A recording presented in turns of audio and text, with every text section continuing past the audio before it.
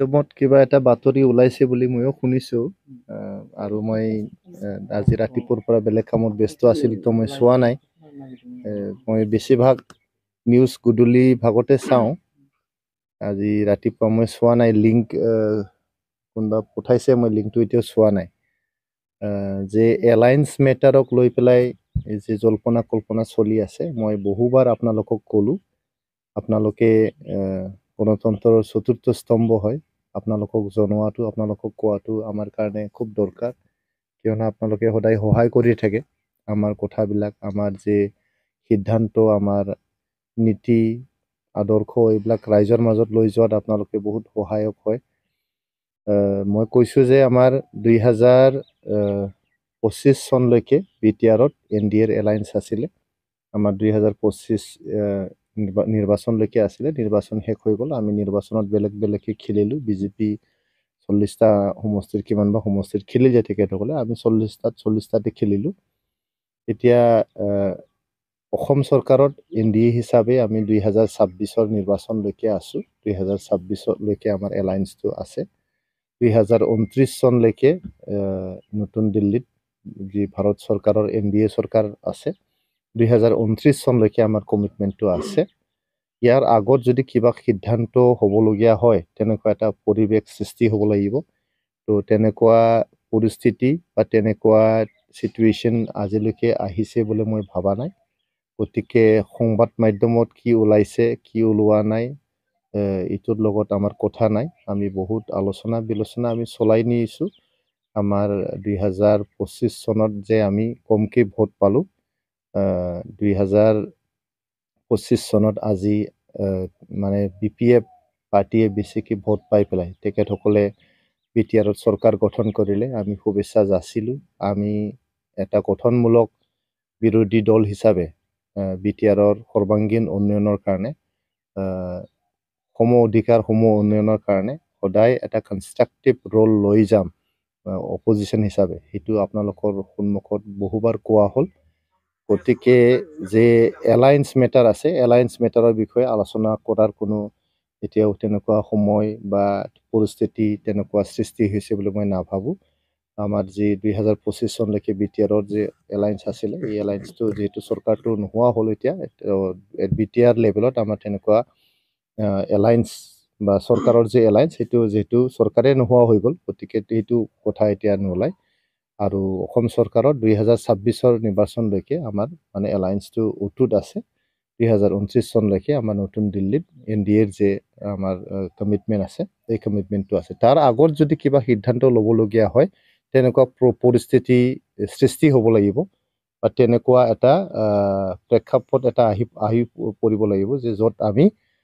নতুনকৈ ভাবিব লগা এটা পৰিস্থিতি যদি তেনেকুৱা উদ্ভৱ হয় তেতিয়াহে এতিয়া ইয়াৰ বিষয়ে আমি আলোচনা কৰিম আৰু সিদ্ধান্ত ল'ম আলোচনা হৈছে প্ৰস্তাৱ যোৱাকালি তেনেকুৱা মিটিং আমাৰ যে পানবাৰীত যে বিজনীৰ পানবাৰীত যে মিটিং হৈছে এইটো এটা জিলা পৰ্যায়ৰ নেতৃবৃন্দক লৈ যোৱাকালি এটা ব্ৰেইন ষ্টৰ্মিং মিটিং হৈছে এইটো কোনো সিদ্ধান্ত লোৱাৰ মিটিং নাছিলে আমাৰ জিলা পৰ্যায়ৰ যে নেতৃবৃন্দ আছে আমাৰ যে টোটেল 13টা জিলা আছে যোৱা নিৰ্বাচনৰ ফলাফলক লৈ এটা পৰ্যালোচনা আমি কৰিছোঁ কৰি পেলাই আমি আগন্তুক দিনবোৰত কেনেকৈ আগুৱাই যাম এইবিলাক আলোচনাহে হৈছে ডিষ্ট্ৰিক্ট পৰ্যায়ৰ নেতৃবৃন্দক লৈ তেনেকুৱা সিদ্ধান্ত লোৱাৰ আমাৰ তেনেকুৱা কোনো নীতি নাই আমি যদি তেনেকুৱা মেজৰ ডিচিশ্যন ল'বলগীয়া হয় তেনেহ'লে আমি কেন্দ্ৰীয় কাৰ্যনিৰ্বাহক কমিটিত আলোচনা কৰি সিদ্ধান্ত ল'ব পাৰোঁ আৰু যদি কেন্দ্ৰীয় কাৰ্যনিৰ্বাহক কমিটিয়ে যদি কোৰ কমিটিক যদি দায়িত্ব দিয়ে বা এম্পাৱাৰ কৰে তেতিয়া কোৰ কমিটিয়ে সিদ্ধান্ত লয় গতিকে যোৱাকালিৰ মিটিংটো এটা মানে ডিষ্ট্ৰিক্ট লেভেলৰ এটা মানে ডিছকাশ্যনৰ এটা এক্সাৰচাইজ আছিলে এইটো কোনো ডিচিশ্যন মেকিঙৰ এটা মিটিং নাছিল জিলা পৰ্যায়ৰ ফালৰ পৰা যদি ডিচেম্বৰত আমাৰ ট্ৰাই এনুৱেল কনফাৰেন্সটো হ'ব নৱেম্বৰতে হোৱাৰ কথা আছিল নৱেম্বৰৰ শেষৰ ফালে হোৱাৰ কথা আছিলে কিন্তু কিবা কাৰণবশতঃ আমি ডিচেম্বৰৰ ফাৰ্ষ্ট উইক বা ছেকেণ্ড উইক আমি ডেটটো এতিয়াও মানে ডিচাইড কৰা নাই তাতে বহুত মানে ইম্পৰ্টেণ্ট ইছ্যুজবিলাক ডিছকাছ হ'ব আৰু মই বুজি পাওঁ আপোনালোকে এই প্ৰশ্নটো মানে বাৰে বাৰে কিয় সুধিছে যে NDA-ৰ লগত থাকিব না কাৰ লগত থাকিব কিন্তু আমাৰ সিদ্ধান্তটো হ'ল UPPLৰ সিদ্ধান্তটো হ'ল আমি যেহেতু বিটিআৰ অঞ্চলৰ এটা বহুত মজবুত ৰাজনৈতিক দল হয় আপোনালোকে দেখিছে যে আমি অকলেই 6,16,000 ভোট পাইছোঁ 6,16,000 ভোটটো বহুত ভোট ক'ব গ'লে আৰু অনাগত দিনবোৰত এই ভোটটো কেনেকৈ বঢ়াম তাৰ কাৰণে আমি ষ্ট্ৰেটেজিহে লৈ আছোঁ গতিকে প্ৰশ্নটো এনেকুৱা নহয় যে UPPL কাৰ লগত থাকিব প্ৰশ্নটো এইটো হ'ব লাগে যে UPPLৰ লগত কোনে আহিব এইটোহে আপোনালোকে প্ৰশ্নটো কৰিব লাগে আপোনালোকে চাব যে 2026 চনৰ যে MLA ইলেকশ্যন আছে তাতে আমি বহুত ষ্ট্ৰংলি আমি ফাইট কৰিম বহুত ষ্ট্ৰংলি আমি কামবেক কৰিম ৰাইজে আমাক মানে সঁহাৰি জনাব ৰাইজে আশীৰ্বাদ দিব এই কাৰণে আমি এতিয়া নিজৰ দলটো তৃণমূল পৰ্যায়ৰ পৰা একদম কেন্দ্ৰীয় পৰ্যায়লৈকে কেনেকৈ মজবুত কৰিব পাৰোঁ ইয়াৰ ওপৰতে আমাৰ বেছিভাগ কাম কাজ চলি আছে আপোনালোকক আগতে জনাইছোঁ যে 1 তাৰিখ নৱেম্বৰৰ পৰা আমাৰ গোটেই বিটিআৰৰ এটা মটৰচাইকেল টুৰ আছে কাজিগাঁৱৰ পৰা আৰম্ভ হ'ব কাজিগাঁও পৰ্বতজৰাৰ কাজিগাঁৱৰ পৰা আৰম্ভ কৰি আমি গহপুৰৰ মানে শেষ সীমানা মানে বিটিআৰৰ শেষ সীমানা গহপুৰলৈকে আমি যাম গতিকে এক সপ্তাহ জৰা আমাৰ যে মটৰচাইকেল টুৰ হ'ব ইয়াৰ দ্বাৰা দি বহুত মানে ৱাৰ্কাৰৰ মাজত আমি সজাগতা আনিবলৈ বা তৃণমূল পৰ্যায়ৰ পৰা আমি সংগঠনটো কেনেকৈ মজবুত কৰিম তাৰে আমি কাম কৰিম ইয়াৰ পিছত আমাৰ যে কেন্দ্ৰীয় অধিৱেশন হ'ব 3 বছৰীয়া যি অধিৱেশন আমাৰ হ'ব ট্ৰাইএনুৱেল কনফাৰেন্স হ'ব ইয়াৰ পিছত আপোনালোকে চাব আৰু UPPLে মজবুতভাৱে বিভিন্ন ধৰণৰ মানে কি কয় এইটো কাৰ্যসূচীবিলাক ল'বলৈ গৈ আছে আৰু 2026 চনৰ নিৰ্বাচনৰ আগে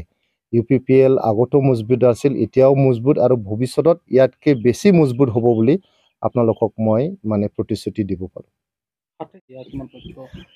একজাক্ট 27টা বুলি মই নকওঁ 27টাৰ বেছিও হ'ব পাৰে 27টাৰ কমো হ'ব পাৰে য'ত আমাৰ UPPLৰ প্ৰেজেঞ্চ আছে এইটো সকলো ৰাজনৈতিক দলৰ অধিকাৰ আছে নিজৰ দলটো মজবুত কৰা নিজৰ দলটো এক্সপাণ্ড কৰা নিজৰ দলটো মানে অসমত বুলি নহয় আমিতো অসমৰ বাহিৰত মণিপুৰত বহুত ডিমাণ্ড চলি আছে UPPLক লৈ যোৱাৰ কাৰণে মেঘালয়ত স্পেচিয়েলি গাৰো হিলছ এৰিয়াত বহুত মানে ডিমাণ্ড চলি আছে আৰু তেনেকুৱা মানে নৰ্থ ইষ্টৰ বিভিন্ন ষ্টেটত UPPL মানে গঠন কৰিব বুলি বহুত ডিমাণ্ড কৰি থাকে ৰিটেনভাৱে তেখেতসকলে ৰিকুৱেষ্ট কৰে কয় আমিও আমাৰ ৰাজ্যত মানে UPPL বনাব খোজো বুলি তো আমি এক্সপানশ্যন কৰা নাছিলোঁ আগতে আমি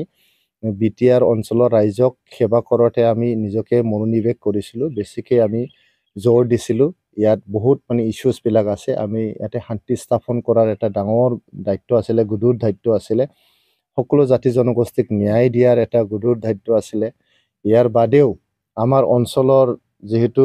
বহুত পিছপৰা কমিউনিটিজবিলাক আছে এই কমিউনিটিজবিলাকক কেনেকৈ আগুৱাই নিম তেখেতসকলৰ ভাষা সাহিত্য সংস্কৃতি বুৰঞ্জী কেনেকৈ মানে আগুৱাই নিম এইটোৱে আমাৰ গুৰু দায়িত্ব আছিলে গতিকে যেহেতু এতিয়া আমি অলপ সময় পাইছোঁ অপজিশ্যনত থাকি অলপ সময় পাইছোঁ আমাৰ দলটো অসমৰ ভিতৰত আৰু অসমৰ বাহিৰত কেনেকৈ আমি এক্সপাণ্ড কৰিব পাৰোঁ ইয়াৰ ওপৰত আমি এইবাৰ ফ'কাছ কৰিম NDAৰ লগত থকা নাথাকাৰ এজেণ্ডা তেনেকুৱা হয়তো থাকে না নাথাকে সেইটো মই নাজানো কিন্তু UPPLে 2026 চনৰ যে বিধানসভা নিৰ্বাচন আছে এইটো আমি কেনেকৈ খেলিম কেনেকৈ আমি জিকিম ইয়াৰ যে কাৰ্যপন্থা ল'ব লাগে বা যি ষ্ট্ৰেটেজি আমি এডপ্ট কৰিব লাগে এইটো আমাৰ যে ট্ৰাইএনুৱেল কনফাৰেন্স আছে তাতে আলোচনা হ'ব সিদ্ধান্ত হ'ব আৰু ঘোষণাও কৰা হ'ব ঘোষণা কৰাৰ সময়ত আপোনালোকক সকলোকে মাতা হ'ব তো আপোনালোককে আমি প্ৰথম জনাই দিম আৰু আপোনালোকৰ মাধ্যমেদি আমি ৰাইজক জনোৱাৰ যে কাম এইটো আমি কৰিম